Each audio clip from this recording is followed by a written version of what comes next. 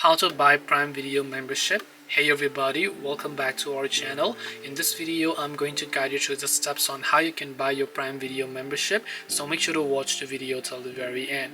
So if you want to buy Prime Video membership, one of the ways you can do it would be from the Prime Video app, but this is just sometimes a complicated process because iOS does not support in-app purchases. So the easiest way I would always recommend you is to open up your browser, then just go to amazon.com/Amazon Prime. I repeat, amazon.com/Amazon Prime. I'll make sure to drop a direct link in the description box below if this is confusing for you.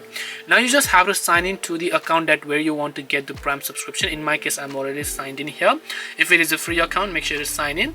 Then here you'll find BMO. We're giving you a free 30-day trial of Prime, so you want to make sure to go ahead and tap on the start your free 30-day trial option here.